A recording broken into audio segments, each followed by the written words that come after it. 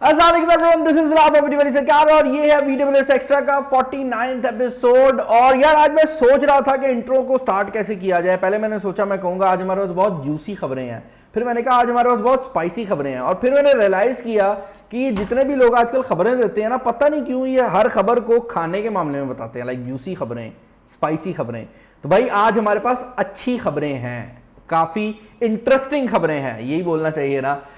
खबरें वैसे वाकई काफ़ी इंटरेस्टिंग है और खबरों की तरफ चलते भी हैं।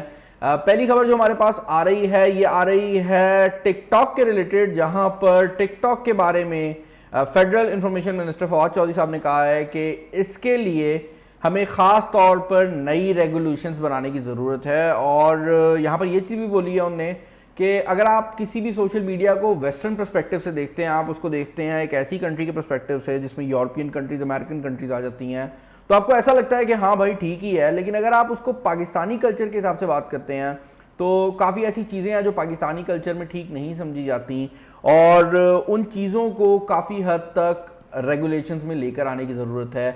यहाँ पर मैं ये चीज़ कहूँगा कि जो टिकटॉक है, अगर आप इसको as a social media consider करते हैं तो आपको ये भी समझना पड़ेगा कि टिकटॉक एक डिफरेंट टाइप का सोशल मीडिया है, बाकी सोशल मीडिया एक डिफरेंट टाइप का सोशल मीडिया है। और टिकटॉक के अंदर जो सबसे बड़ा बॉर्डर लाइन प्रॉब्लम है ना, वो ये है कि टिकटॉक का एल्गोरिदम खुद डिसाइड करता है कि उसने आपको क्या दिखाना है, और ये एक बहुत बड़ी बात है। मैं आपको एक्सप्लेन करता हूं मैं क्या बात कर रहा हूं। यूट्यूब के ऊपर जब भी आप कोई वीडियो देखते हैं तो आप पहले उस वीडियो के ऊपर क्लिक करते हैं, उसके बाद वो वीडियो प्ले होना स्टार्ट होती है। ऐसा नहीं होता कि आपने यूट्यूब को ओपन किया है और वीडियो आपके सामने प्ले होनी स्टार्ट हो गई है। ये चीज़ टिकटॉक पे बहुत डिफरेंट है। आप टिकटॉक को ऑन करते हैं और टिकटॉक खुद डिसाइड करता है कि उसने आपको क्या शो करना है। आप अपनी मर्जी से वीडियोस को क्लिक नहीं कर रहे होते। ये बात जरूर है कि आप एल्गोरिदम को ट्रेन कर रहे होते हैं, आप एल्गोरिदम को अपने हिसाब से चला रहे होते हैं, लेकिन एक बंदा जो अभी नया आया है ना टिकटॉक के ऊपर, उसको टिकटॉक वही कंटेंट दिखाएगी जो टिकटॉक के मुताबिक ज्यादा लोग देख रहे हैं, और उस कंटेंट के अंदर ऐसा कंटेंट भी होगा जो कि हमारे हिसाब से सही नहीं कंसिडर किया जाता। तो ये एक बड़ी इंपॉर्टेंट बात है कि इसके ऊपर हमें ज़्यादा फोकस करना चाहिए। और एक और चीज़ जो कि यहाँ पर बड़ी इंपॉर्टेंट लगी है मुझे, और मुझे बड़ी खुशी हुई है कि इस नंबर को मेंशन किया गया है, वो ये है कि उन्होंने कहा advertisement volume on digital media 3 साल के अंदर जो 4 बिलियन के ऊपर था वो 25 बिलियन के ऊपर आ गया है। 25 बिलियन रुपीस का एनुअली डिजिटल के ऊपर स्पेंड जा रहा है, जो कि एक बहुत बड़ा नंबर है।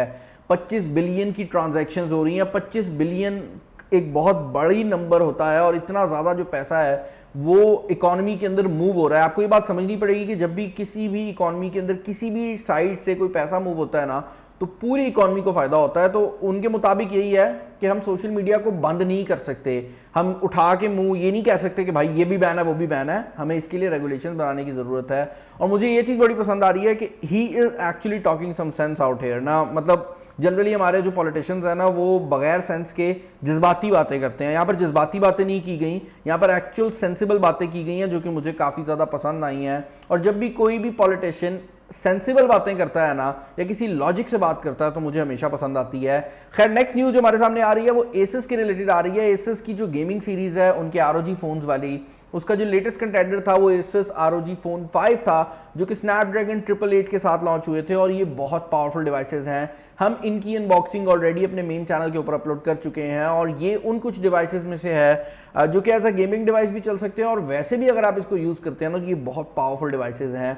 इनका खैर एक नया वर्जन लॉन्च हुआ है पूरी सीरीज़ का ही, जिसको 5S वर्जन कहा जा रहा है। इसमें 5S और 5S Pro 2 मॉडल्स लॉन्च किए गए हैं, और इनके अंदर जो सबसे बड़ा डिफरेंस है वो यही है कि यहाँ पर स्नैपड्रैगन 888 की जगह स्नैपड्रैगन 888 प्लस को यूज़ किया गया है। अब जो डिफरेंस है वो बहुत मिनिमल होने वाला है परफॉर्मेंस का, लेकिन यहाँ पर इंपॉर्टेंट बात यह है कि Asus जैसा ब्रांड जो कि बहुत थोड़े फोन्स बनाता है as compare to big manufacturers, उनने भी ये सोचा है कि अच्छा स्नैपड्रैगन 888 आ रहा था, 888 प्लस आया है, अपने कंज्यूमर्स को बेहतर परफॉर्मेंस दे सकते हैं, नया मॉडल डाल देते हैं। इंस्टेड ये कि वो अपना पुराना मॉडल ही चलाते रहते, थोड़े से परफॉर्मेंस गैप को भी फिल करने के लिए उन्होंने ये किया है। और जब भी कोई कंपनी कंज्यूमर के बारे में सोच रही होती है तो मुझे चीज़ें जो हैं वो काफ़ी पसंद आ रही होती हैं। नेक्स्ट न्यूज़ जो हमारे सामने आ रही है भाई वो सैमसंग के रिलेटेड है, और आज के इस एपिसोड की शायद सबसे बड़ी न्यूज़ हो।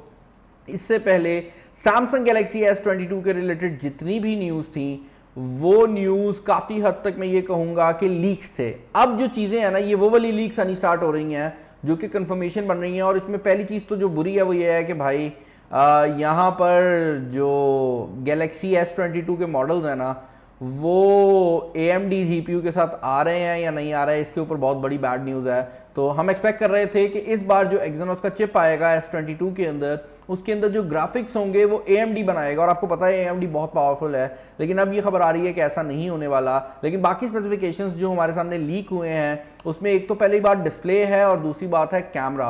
यहाँ पर अगर आप डिस्प्लेस की बात करते हैं तो 3 मॉडल लॉन्च हो रहे हैं, और इन 3 मॉडल्स के अंदर जो सबसे छोटा मॉडल होने वाला है वो मॉडल 6.06 इंचेस के डिस्प्ले के साथ आएगा। उसके बाद जो प्लस मॉडल है वो 6.55 इंचेस के साथ आएगा, और उसके बाद जो अल्ट्रा मॉडल है वो 6.81 इंचेस के साथ आएगा। यहाँ पर एक और चीज़ जो कि इंटरेस्टिंग है वो ये है कि आप LTPS और LTPO डिस्प्ले देख रहे हैं।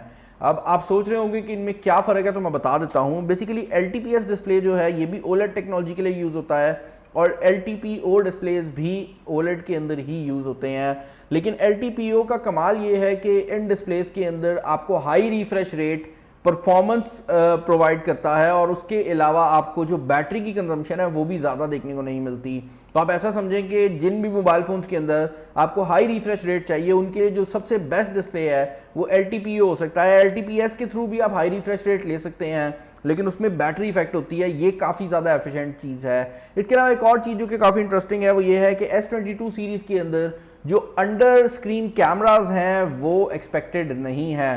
तो UPC कैमराज जो है वो एक्सपेक्टेड नहीं है। यहाँ पर जो कैमराज दिए जा रहे हैं उनमें जो नॉर्मल S22 और S22 प्लस होंगे उसमें 50 मेगापिक्सल का मेन कैमरा, 12 मेगापिक्सल का टेलीफोटो और 12 मेगापिक्सल का अल्ट्रा वाइड होगा। जबकि अगर आप बात करते हैं अल्ट्रा वेरिएंट की, सबसे ऊपर वाले वेरिएंट की, तो वहां पर आपको 108 मेगापिक्सल का मेन कैमरा मिल रहा है, 12 मेगापिक्सल का अल्ट्रा वाइड है, और 2 टेलीफोटो लेंसेज दिए गए हैं। जिस तरह अभी भी अगर आप इस फोन के बैक पे देखते हैं तो आप देख सकते हैं जो टेलीफोटो लेंसेज हैं वो 2 हैं। उसके पीछे रीजन ये है कि ये जो नीचे वाला टेलीफोटो लेंस है ये बहुत ज़्यादा टेलीफोटो है, तो ये बहुत ज़्यादा जूम करके तस्वीर दे देता है। लेकिन कभी कभार आपको नॉर्मल और बहुत ज़्यादा जूम के दरमियान में कुछ चाहिए होता है, तो उसके लिए ये 3x जूम दिया गया है। तो आप नॉर्मल, 10x और 3x ये 3 जूम जो हैं एक्सपेक्ट कर सकते हैं इवन S22 सीरीज़ के साथ। बैटरी लाइफ जो है वो भी यहाँ पर काफ़ी हद तक वही रखी गई है जो हम एक्सपेक्ट कर रहे थे। 3800, 4600 और 5000 mAh की जो बैटरी है वो इन मोबाइल फ़ोन्स के अंदर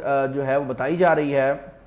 और यहाँ पर एक और चीज़ जो कि इंटरेस्टिंग है वो ये है कि Exynos 2200 जो है ये AMD ग्राफिक्स के साथ आ रहा है, लेकिन प्रॉब्लम ये है कि इसके अंदर ज़्यादातर जो सप्लाई है वो लिमिटेड हो गई है, और यही वजह है कि उम्मीद की जा रही है कि ज़्यादातर मार्केट्स के अंदर हमें ये प्रोसेसर देखने को नहीं मिलेगा। अब ये कितनी मार्केट्स में आता है, आता भी है या नहीं, ये भी एक बहुत बड़ा क्वेश्चन है इस पॉइंट के ऊपर।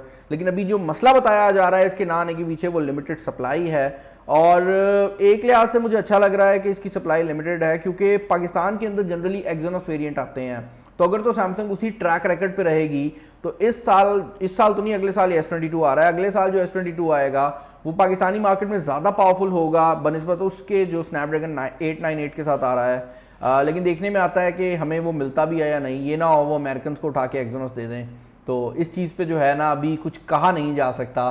खैर, नेक्स्ट न्यूज़ जो हमारे सामने आ रही है वो Realme के रिलेटेड है, जहाँ पर Realme की GT मास्टर एडिशन जो है वो फाइनली ऑफिशियल होने जा रही है, और इनका फ़ैन फेस्टिवल हो रहा है 18 तारीख को। और इस फ़ैन फेस्टिवल के ऊपर बाकायदा तौर पर इंटरनेशनल लॉन्च इवेंट होगा Realme GT master addition series का, जिसके अंदर 2 मोबाइल फ़ोन्स आ रहे हैं। तो आपको एक Realme GT मास्टर एडिशन मिल रहा है, और एक जो मास्टर एडिशन है वो इससे भी अपर वेरिएंट आ रहा है, जो कि पाकिस्तान के अंदर बाय द वे एक्सपेक्टेड नहीं है। तो 2 मोबाइल फ़ोन्स जो हैं वो हम यहाँ पर एक्सपेक्ट कर रहे हैं। और एक और चीज़ जो कि यहाँ पर काफ़ी इंटरेस्टिंग है वो ये है कि यहाँ पर जो डिज़ाइनर हैं वो नाओटो फुकासावा हैं, जो कि बेसिकली एक जापानीज डिज़ाइनर हैं, और इनने इस मोबाइल फ़ोन का जो डिज़ाइन है ना वो एक ब्रीफ केस जैसा बनाया है ताकि ये आम लाइफ में मिक्सअप हो जाए। मुझे देखने में बहुत ही यूनिक डिज़ाइन लगा है इस मोबाइल फ़ोन का। देखने में आएगा कि ये पाकिस्तानी मार्केट में कब तक आता है। हमें ये चीज़ कंफर्म है कि पाकिस्तानी मार्केट में आ रहा है। उसकी रीज़न ये है कि जब इनकी CMO पाकिस्तान आई थी, जो रीजनल मार्केटिंग हेड हैं, तो मैंने उनका इंटरव्यू किया था, और उन्होंने उस इंटरव्यू में क्लियरली बताया था कि पाकिस्तान के अंदर जो GT मास्टर एडिशन सीरीज़ है वो लॉन्च होगी। कब होती है वो देखने में आता है, लेकिन एक्सपेक्टेड है कि बहुत जल्द होने वाली है। नेक्स्ट न्यूज़ जो हमारे सामने आ रही है एक बुरी न्यूज़ है, और ये न्यूज़ है एक पुरानी न्यूज़ के ही आगे, और ये न्यूज़ है FBR के रिलेटेड। FBR की डेटाबेस रिसेंटली हैक हुई थी। पहले हमें खबर ये देखने को मिली कि FBR कह रहा है कि भाई हैकिंग नहीं हुई, रूटीन मेंटेनेंस है, लेकिन बाद में आहिस्ता आहिस्ता करके जो खबर है वो सामने आई कि भाई एक्चुअल में हैकिंग हुई है और पूरी जो डेटाबेस है वो हैक हो गई है, और ये भी इनके मेन सर्वर्स में से सर्वर जो है वो हैक हुआ है। और यहाँ पर जो बताया जा रहा है वो ये है कि इनके जितने सिस्टम्स हैं वो सब इफेक्ट हुए हैं, और वो ये कह रहे हैं कि FBR को अपने आप को पूरी तरह से रिस्टोर करने में कुछ टाइम लग सकता है। तो ये एक बहुत बड़ी बात है। FBR की जो वेबसाइट है वो भी डाउन हो गई थी, और यहाँ पर जो सबसे बड़ा प्रॉब्लम है वो ये है कि यहाँ पर जो डेटा है वो भी काफ़ी ज़्यादा इंपॉर्टेंट है, और इसके अंदर सिर्फ FBR का सिस्टम हैक नहीं हुआ। तो ये मत सोचिएगा, क्योंकि अक्सर लोगों को जब पता लगता है ना कि पाकिस्तान में कुछ हैक हुआ है तो वो कहते हैं हाँ हाँ इनके सिस्टम तो फारक थे। भाई ऐसा नहीं है। यहाँ पर जो ये सिस्टम यूज़ कर रहे थे वो माइक्रोसॉफ्ट का Hyper-V सॉफ्टवेयर था। ऑब्वियसली आई डोंट नो ये एग्जैक्टली क्या करता है, but this was actually from Microsoft. तो ये कोई ऐसा नहीं है कि कोई सस्ता सॉफ्टवेयर यूज़ कर रहे थे, या मतलब आपको बताओ ना अपने सॉफ्टवेयर हमारे इतने खास नहीं होते। और जो अमाउंट इनने मांगी है वो $30,000 है, तकरीबन 40 लाख के करीब बनता है। और वो कह रहे हैं कि अगर ये नहीं होगा तो जितनी भी डिवाइसेस हैं FBR के सर्वर के ऊपर वो हम सब उनको इन्फेक्ट कर देंगे, और जितने भी इंटरेस्टेड बायर हैं उनको हम डेटा भी दे देंगे। तो ये एक बहुत बड़ी प्रॉब्लम की बात है, और इसके अंदर काफ़ी ज़्यादा जो डेटा है वो दिया गया है। इसमें रिटर्न की फाइलिंग है, आयरस की रिपोर्ट है, FBR के जितने टैक्स पेयर हैं उनकी हैं, सेल टैक्स के जितने रिफंड्स हैं उनकी सारी डिटेल्स हैं। तो आप समझ रहे हैं ना कितनी बड़ी ब्रीच है, लोगों की प्राइवेसी कितने हद तक इफेक्ट हो सकती है। देखने में आएगा कि गवर्नमेंट इसके साथ क्या करती है, बट अभी के लिए सिचुएशन काफ़ी बुरी लग रही है। नेक्स्ट न्यूज़ जो हमारे सामने आ रही है वो एप्पल वॉच के रिलेटेड आ रही है। एप्पल वॉच 7 के रिलेटेड हमें लीक्स आनी स्टार्ट हुई थी और उसके बाद ये एकदम गायब हो गई। आपको पता है ना, अभी तक जो लेटेस्ट एप्पल वॉच है वो ये वाली है सीरीज 6, और इसका अगर आप डिज़ाइन देखते हैं तो इसके किनारे काफ़ी कर्व हैं, लेकिन जो नए आईफोन्स आए हैं उनमें आपको स्ट्रेट डिज़ाइन देखने को मिलता है। साइडें जो है वो बड़ी चपटी सी रखी गई हैं। तो अब जो एप्पल वॉच 7 आ रही है उसमें भी एक्सपेक्ट किया जा रहा है कि आपको उसी डिज़ाइन की लैंग्वेज जो है वो आगे आती हुई नज़र आएगी, और जो डिज़ाइन है वो सामने भी आ चुका है। इसके रेंडर्स काफ़ी ज़्यादा सामने आ चुके हैं। ये अभी ऑफिशियल रेंडर्स नहीं है, ये किसी बंदे ने बनाया है, बट एक्सपेक्टेड है कि एग्जैक्टली यही डिज़ाइन जो है वो सामने आने वाला है। और ये आईफोन 13 के साथ लॉन्च होने वाली हैं। तो सितंबर के अंदर आपको आईफोन 13, एयरपॉड 3 और उसके अलावा वॉच 7 जो है वो देखने को मिल जाएगी। यहाँ पर एयरपॉड 3 के बारे में भी मैं ये बात बताना चाहूँगा कि इसका डिज़ाइन भी बहुत ज़्यादा लीक हो चुका है। इनफैक्ट ये डिज़ाइन इतना लीक हो चुका है कि एयरपॉड 3 के डिज़ाइन की कॉपीज़ चाइनीज़ मार्केट में ऑलरेडी बिक रही हैं, जबकि एयरपॉड 3 खुद अभी तक नहीं आ सका। तो आपको ये बात समझनी पड़ेगी कि ये चीज़ें जो है ना एप्पल के लिए बहुत मुश्किल हो रही हैं, और जब भी लीक होती है स्पेशली एप्पल की तो एप्पल को बहुत नुकसान होता है, क्योंकि बहुत जल्दी चाइनीज़ मैन्युफैक्चरर्स उनका डिज़ाइन सामने ले आते हैं। और अब एप्पल ये भी नहीं कह सकता कि वो कॉपी है, क्योंकि उनसे पहले कोई और कंपनी वो डिज़ाइन जो है वो सामने ला चुकी है। नेक्स्ट न्यूज़ हमारे सामने आ रही है ये इंटेल के रिलेटेड है, जहाँ पर इंटेल की 13th जनरेशन जो है जिसका नाम रैप्टर लेक एस होने वाला है। इनके नाम बड़े अच्छे अच्छे हुआ करते थे, फिर ये ख़राब होते गए, अब ये बिल्कुल ही बेड़ा ही रख गया है। लेकिन रैप्टर लेक एस का जो डेस्कटॉप CPU होने वाला है, इसके अंदर आपको जो TTB मिलेगी वो बेसिकली 3 होने वाली हैं। आपको 125 वाट मिलेगा, 65 वाट मिलेगा, और 35 वाट के जो फ्लेवर्स हैं वो देखने को मिलेंगे। और यहाँ पर मैं ये चीज़ क्लियर कर दूं कि ये वो वोल्टेज है, ये वो वाट्स हैं जो आपका CPU जो है वो कंज्यूम करता है। और इसके अंदर ये चीज़ भी बड़ी इंपॉर्टेंट है कि ये वो रिकमेंडेड वैल्यू है जो इंटेल कहता है कि भाई इस पर हमारे प्रोसेसर चलेंगे। जनरली इससे ज़्यादा ही वो कंज्यूम कर रहे होते हैं। तो जो प्रोसेसर इंटेल कहता है कि 100 वाट लेगा वो जनरली 130 वाट तक भी जा रहा होता है। तो जो 125 कह रहे हैं आप एक्सपेक्ट कर सकते हैं कि वो 150 160 तक आसानी से जाएगा। यहाँ पर इंपॉर्टेंट बात यह है कि इंटेल इस टाइम पर 2 डिफरेंट साइट्स पर काम कर रहा है, और इसके अंदर एक साइड पर इंटेल की रफायल प्रोसेसर की सीरीज़ है जिसके अंदर Zen 4 कोर्स आने वाली हैं जो कि 5 नैनोमीटर के प्रोसेस पे काम करेंगी। तो ये छोटे प्रोसेसर होने वाले हैं, और ये काफ़ी हद तक आप ऐसे समझ लें कि उस साइड से आ रहे हैं जिस साइड से मोबाइल प्रोसेसर आते हैं, और दूसरी साइड पे इंटेल की पूरी फुल फ्लेज वाली जो लाइनअप है वो होने वाली है। तो ये आपस में कम्पीट करने वाले हैं। तो आपको इंटेल की ही परफॉर्मेंस में 2 अलग अलग फ्लेवर्स मिलने वाले हैं, और इससे पहले ये नहीं हुआ, क्योंकि जनरली होता ये था कि पहले आपको Core i3 कम पावर में मिलते थे, उसके अलावा वो एक सेपरेट सीरीज़ बना देते थे जो कि बिल्कुल ही लो पावर होती थी। लेकिन इंटेल अब उस टारगेट को भी अचीव करना चाह रहा है जहाँ पर कम पावर मतलब एनर्जी कम ले और वैसे आपको ज़्यादा पावर दे। तो उस तरफ भी इंटेल जा रहा है, और यही वजह है कि हमें 2 डिफरेंट सीरीज़ जो हैं वो इंटेल की तरफ से देखने को मिल सकती हैं। और यहाँ पर एक और चीज़ जो कि बड़ी इंपॉर्टेंट है वो ये है कि इंटेल ने रिसेंटली AMD को दोबारा बीट किया है। इंटेल बहुत बुरी तरह से पिट रहा था AMD से और सबको नज़र आ रहा था कि भाई इंटेल के हालात जो है ना वो बड़े अजीब जा रहे हैं, लेकिन रिसेंटली जो उनकी लेटेस्ट सीरीज़ आई है उसके अंदर इंटेल वापस आया है और अब उम्मीद की जा रही है कि आने वाले टाइम के अंदर भी हमें कुछ टाइम तक जो इंटेल है वो दोबारा अपने जो क्राउन है वो लेता हुआ नज़र आएगा। वरना AMD जो है वो हर तरफ छा गया था, लेकिन इंटेल ने अब दोबारा बताया है कि भाई हम बैठे हुए हैं। नेक्स्ट न्यूज़ जो हमारे सामने आ रही है वो आ रही है Redmi K50 सीरीज़ के रिलेटेड। और ये न्यूज़ बड़ी इंटरेस्टिंग न्यूज़ है क्योंकि Redmi K50 सीरीज़ जो है वो अभी ज़्यादा करीब नहीं है लॉन्च के। अभी K40 सीरीज़ जो है वो हम देख रहे हैं कि डिफरेंट एरियाज़ में लॉन्च हो रही है। अब पाकिस्तानी मार्केट के अंदर K सीरीज़ नहीं आती, आपको ये बात समझने की ज़रूरत है। पाकिस्तानी मार्केट के अंदर K सीरीज़ लॉन्च नहीं होती, लेकिन Redmi की जो K सीरीज़ है वो पाकिस्तानी मार्केट के अंदर दो नामों से आती है। तो इनका एक मोबाइल फ़ोन जो लोअर एंड वाला होता है वो जनरली टी सीरीज़ के अंदर आता है। तो आपको याद होगा पाकिस्तान के अंदर Redmi का 10T सीरीज़ आई थी, Mi 10T सीरीज़ आई थी, तो वो जो 10T वाला मॉडल था वो बेसिकली K सीरीज़ का मॉडल था। और दूसरी तरफ जो पोको का F सीरीज़ का मॉडल होता है, जिस तरह पोको F3 है जो पाकिस्तान में भी आया नहीं है, वो भी बाहर चाइना के अंदर Redmi K सीरीज़ में आता है। तो चाइना में ये एक बहुत बड़ी सीरीज़ है जिसमें 4-5 फ़ोन लॉन्च होते हैं। पाकिस्तान में वो फ़ोन्स अगर आते भी हैं तो वो डिफरेंट नामों से आते हैं। तो ये चीज़ बड़ी इंटरेस्टिंग है। और यहाँ पर जो सबसे बड़ी इंटरेस्टिंग चीज़ है वो ये है कि इस बार हमने ये देखा था Redmi K40 सीरीज़ के अंदर कि आपको जो बेसिकली डिफरेंस देखने को मिला था सारी सीरीज़ के अंदर वो कैमराज वाली साइड पर था और इस तरह की चीज़ें थी। लेकिन अब ये उम्मीद की जा रही है कि एक बड़ा डिफरेंस ये भी होने वाला है कि आपको Redmi की K सीरीज़ के अंदर जो K50 सीरीज़ है उसमें जो प्रोसेसर मिलेगा वो दो प्रोसेसर होने वाले हैं। आपको स्नैपड्रैगन 888 और स्नैपड्रैगन 895 ये दो प्रोसेसर जो है देखने को मिल सकते हैं। तो लोअर एंड फोन्स के अंदर आपको 888 मिलेगा और जो हायर एंड फोन्स हैं उसमें आपको बेसिकली 895 जो है वो देखने को मिल सकता है। और इसमें जो डिवाइसेस हैं 895 वाली वो K50 Pro और K50 Pro Plus हो सकते हैं। यहाँ पर एक और चीज़ जो कि इंटरेस्टिंग है वो ये है कि Redmi की जो सीरीज़ है उसमें जो बेस वेरिएंट होगा वो स्नैपड्रैगन 870 के साथ आने वाला है।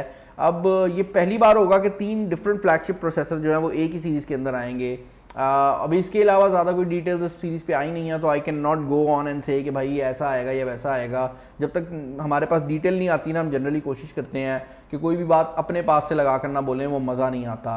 नेक्स्ट न्यूज़ जो हमारे सामने आ रही है वो आ रही है मैकबुक्स के रिलेटेड, जहाँ पर M1X वाले जो मैक्स हैं जो बेसिकली काफ़ी टाइम से हमारे पास लीक्स की फॉर्म में आ रहे हैं, उनके बारे में कहा यह जा रहा है कि जैसे ही आईफोन लॉन्च होंगे उसके 1 या 2 महीने बाद आपको ये जो लैपटॉप्स हैं ये देखने को मिल जाएंगे। अब जिनको नहीं पता कि M1 क्या है तो मैं एक्सप्लेन कर देता हूँ। अब तक जितने भी एप्पल के कंप्यूटर आया करते थे वो इंटेल के प्रोसेसर के साथ आते थे। उसके बाद क्या हुआ है कि रिसेंटली एप्पल ने अपना एक खुद प्रोसेसर बनाया है जिसको वो M1 कहते हैं। आपको ये बात पता होगी कि आईफोन्स की परफॉर्मेंस बहुत पावरफुल है, तो एप्पल ने क्या किया है कि जो प्रोसेसर जो टेक्नोलॉजी वो मोबाइल फ़ोन्स के लिए बनाते थे उसी को बेहतर बनाकर लैपटॉप में ले आए हैं, जिसकी वजह से आपको बैटरी एफिशिएंसी और परफॉर्मेंस बहुत ज़्यादा बूस्ट देखने को मिली है।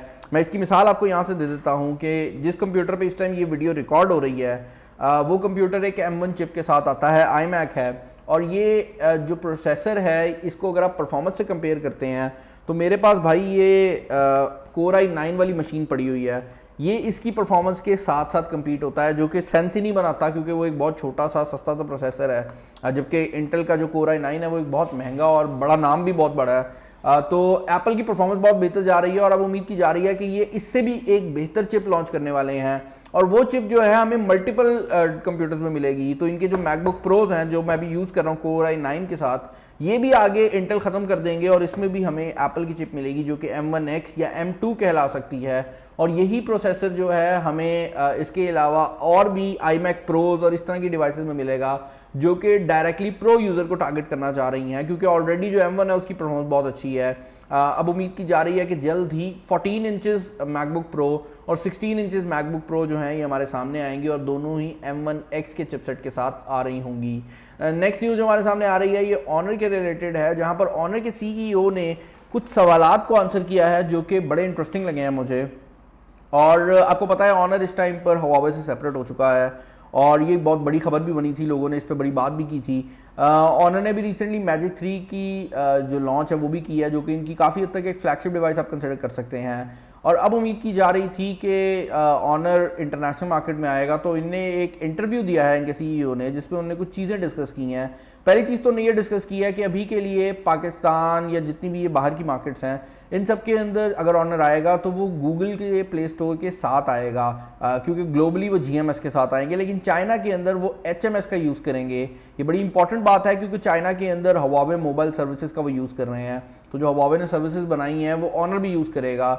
और उसके अलावा जो दूसरी बात बड़ी इंपॉर्टेंट है वो ये है कि उनने कहा है कि भाई हम लोग अभी कोशिश कर रहे हैं कि अगर आपको हार्डवेयर अच्छी ना दे सकें, मतलब बहुत ज़्यादा ऊपर वाली ना दे सकें, तो उनकी प्राइस ऐसी कर दी जाए कि आपको मज़ा आ जाए। और जब हम अपना फोल्डेबल लेकर आएंगे तो that is going to be the best foldable, और फोल्डेबल पे ऑलरेडी काम हो रहा है। यहाँ पर इंपॉर्टेंट बात यह है कि ऑनर पहले हवावे के नीचे लग के काम करता था ना, तो जब भी कोई नई टेक्नोलॉजी आती थी वो पहले हवावे में आती थी और उसके बाद जाकर वो ऑनर में आती थी अच्छे प्राइस टैग में।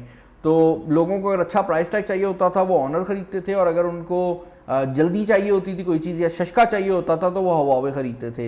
लेकिन अब क्योंकि ऑनर हवावे से सेपरेट हो गया है, तो अब हवावे की वो जो सस्ते वाली कैटेगरी है उसको भी ऑनर टारगेट कर सकता है, और यही वजह है कि फोल्डेबल और इस तरह की जो डिवाइसेस हैं उसके ऊपर भी ऑनर काम कर रहा है। अगली न्यूज़ खैर जो हमारे सामने आ रही है वो एक और ही कैटेगरी की न्यूज़ है, और ये न्यूज़ है Xiaomi Mi 11T के रिलेटेड, जहां पर उम्मीद की जा रही है कि Mi 11 T जो है T जो है ये ट्रिपल कैमरा सेटअप के साथ आएगा। और इस बार जो इंटरेस्टिंग चीज़ है वो ये है कि ये एक रीब्रांडेड K सीरीज़ का फ़ोन नहीं होगा। यहाँ पर जो Mi 11T कंसिडर किया जा रहा है वो यही है कि भाई यहाँ पर आपको फर्स्ट ऑफ ऑल तो 120 हर्ट्ज का रिफ्रेश रेट देखने को मिलेगा, और लास्ट टाइम 10T के अंदर हमें LCD मिला था।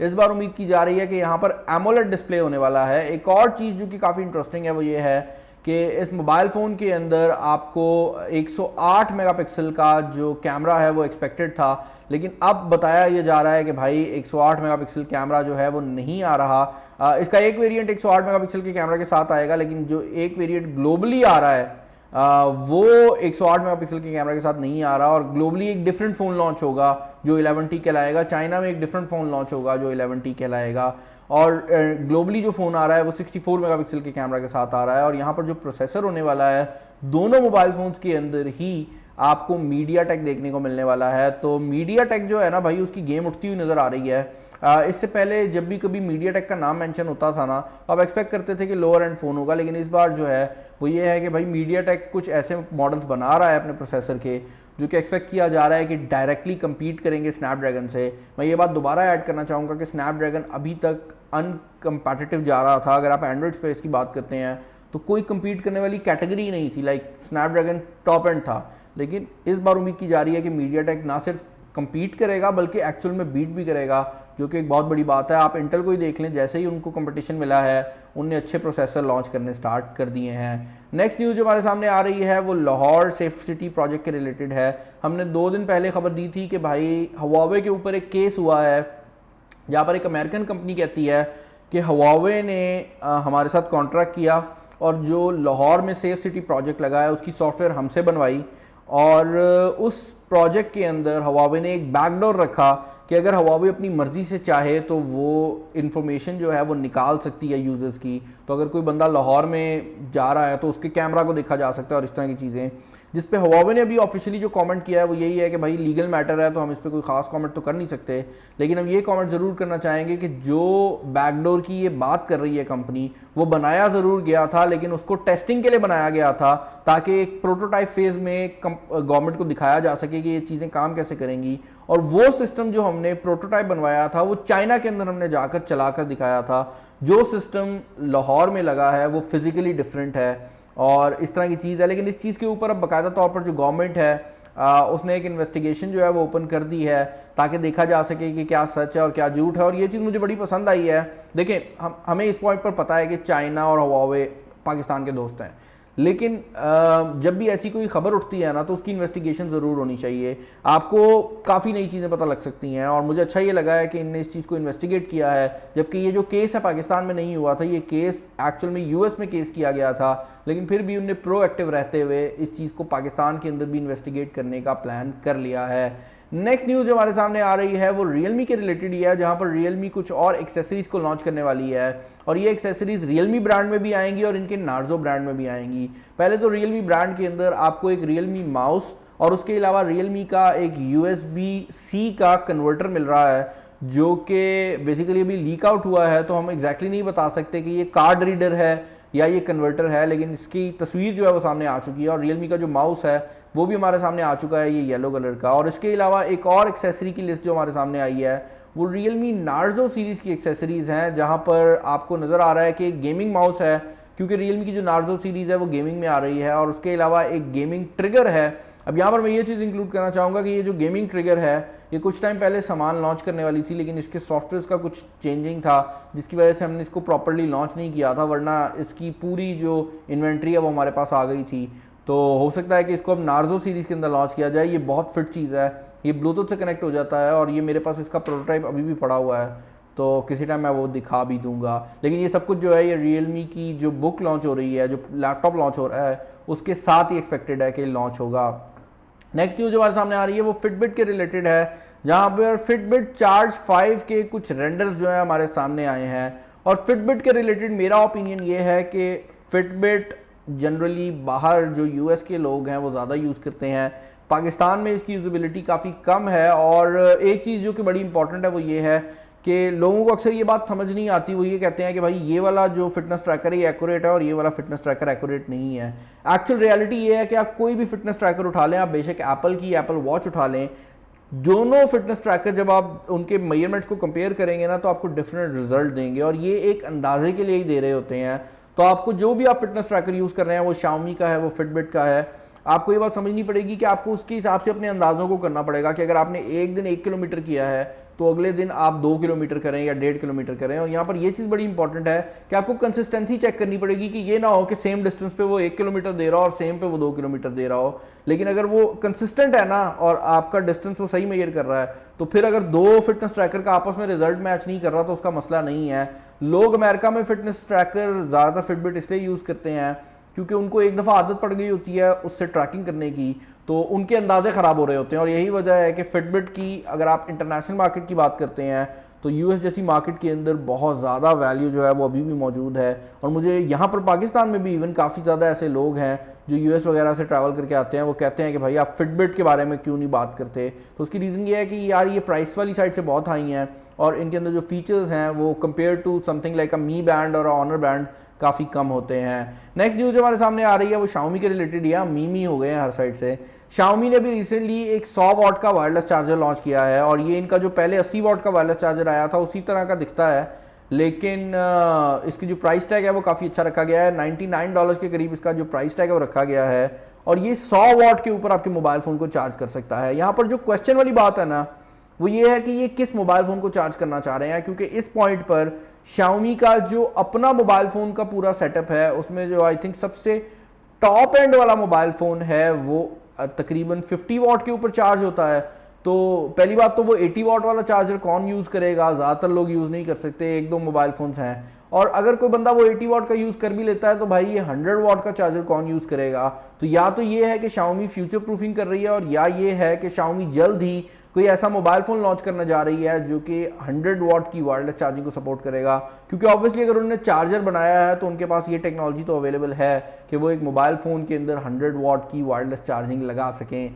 नेक्स्ट न्यूज़ जो हमारे सामने आ रही है ये Redmi 10 के रिलेटेड है, जहाँ पर Redmi 10 एक दफ़ा दोबारा जो लीक है वो हो गया है। और यहाँ पर इंटरेस्टिंग बात यह है कि हमने पहले भी आपको बताया था कि Redmi 10 सीरीज़ के अंदर जो डिज़ाइन लैंग्वेज है वो Redmi Note सीरीज़ से काफ़ी ज़्यादा मिलती जुलती है इस बार। और इस मोबाइल फ़ोन की इस पूरी सीरीज़ की जो सबसे बड़ी चीज़ होने वाली है ना वो 50 मेगापिक्सल का प्राइमरी सेंसर होने वाला है। आपको ये बात समझनी पड़ेगी कि Redmi 10 सीरीज़ जो है ये एक्सपेक्ट की जा रही है कि अराउंड 20-25 की रेंज वाला फ़ोन है, तो उस हिसाब से 50 मेगापिक्सल का जो सेंसर है एक बहुत बड़ी बात होने वाली है। इसके अलावा 18 वाट की चार्जिंग, 5000 mAh की बैटरी और उसके अलावा यहाँ पर एक नया प्रोसेसर आने वाला है जो कि Helio G88 के नाम से आएगा या G85 से बेहतर और G90 से थोड़ी कम परफॉर्मेंस देगा।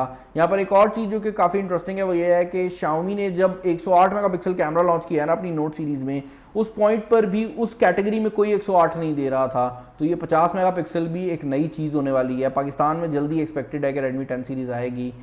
जब आएगी तो आपके सामने जो अनबॉक्सिंग है वो मेन चैनल पे आई जाएगी।